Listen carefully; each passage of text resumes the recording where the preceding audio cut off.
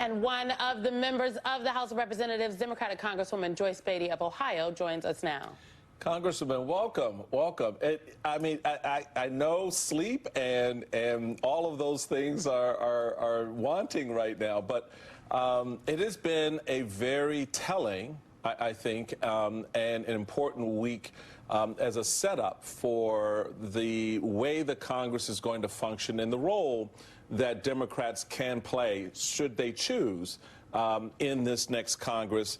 How do you see this House coming together under the Trump administration, under the control of the Republicans and the Senate as well, in terms of having to deal with this issue again in March and having to deal with the other issues that are going to come out? Democrats prepared to be the governing party of the country?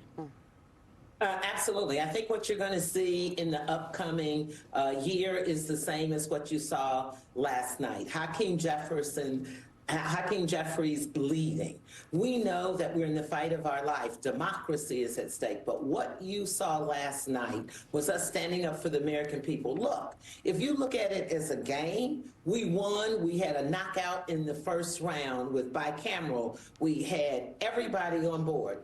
They went and got somebody from outside the ring to enter the fight, and we knocked him down too. They came back with the most ridiculous self-serving plan for billionaires. We know Elon Musk was calling the shots. We knocked that down. Republicans needed us, and we were very strategic. No one fights stronger, better for the American people than Democrats with Hakeem Jeffries. And so we were able to prevail. It was a big victory for us last night. We were united. We fought for Medicaid and Medicare. We had a few things we didn't get, but the Senate was able to come through. When you think about that, they wanted to keep language in to help them invest in China, or not them, but Elon Musk, the real acting president-elect. And then when you think about the Senate was able to put in the language for cancer. We fought hard for that in a bipartisan way. Cancer for our children. Congresswoman Terry Sewell's bill was so important, not just to us, but the nation. So what's going to happen? We have 215 Democrats. We know in the first round of next year, they'll only have about 217. Look at that first vote, Michael. Almost 40 Republicans went against Speaker Johnson. He's in an uphill battle. Very uphill. And Democratic leader Jeffries has said the Democrats would not support bailing out Johnson in a speaker's battle. Is that going to hold? That's going to hold going into the new year. What I can tell you in the new year, we have one thing we're going to say, and that's Hakeem Jeffries. We have a proven track record on it. We know our future is at stake, not only for our democracy, but for the Democratic Party. We have so much that we have to fight for, not having the administration as Democrats. I heard a rumor, Michael. Yeah, I did too, and I heard this rumor too, and I want to contextualize this rumor because I'm curious the Congresswoman's response. We had Governor Martin Malley on in the last hour talking about last segment talking about his role as hopefully becoming the next DNC chairman. I'd raised up with him the point that Elon Musk has vowed to fund moderate Democrats in primaries in an effort to A, cause Democratic incumbents who are running to spend money, B, therefore be a little cash poor in a general, but also maybe in certain blue districts, changing the composition and creating consternation for the DNC. What do you think about that strategy and what Democrats can do to block and tackle Elon Musk's outsized role in American politics?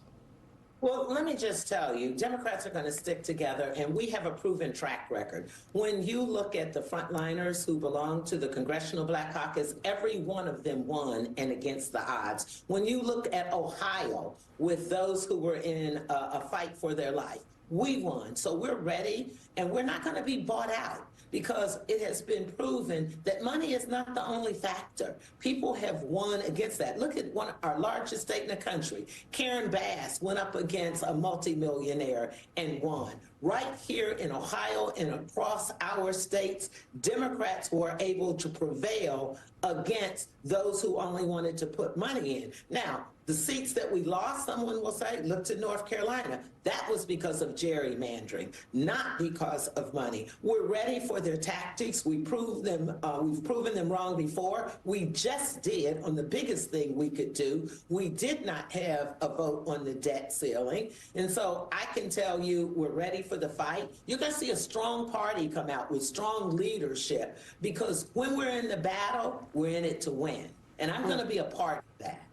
And how are you going to be a part of that, Congresswoman? Because last night I was with some folks in the public affairs community, and I heard that you would potentially be throwing your hat into the race in terms of not the DNC chair's race, but one of the other positions. Is that true? Are you running for a DNC position? As of yesterday, I was certified by the DNC. I have enough signatures. I'm running for the #1 vice chair spot, civic engagement and voter participation. I'm coming out swinging. I'll send you my materials. I have people all over the country rallying and standing for me. I bring change and I bring continuity. I've served on the DNC before, and I'm ready to roll up my sleeves. I have a track record. I'm chair emerita of the Congressional Black Caucus. I'm active with WIN with Black women, put 44,000 Black women on a phone call. So I'm in the race, and I'm in it for change. I'm in it for leadership, and I'm in it to win. Well, there it is. Rumor confirmed. Rumor confirmed. Okay. Right. Congresswoman Joyce Beatty, thank you very much.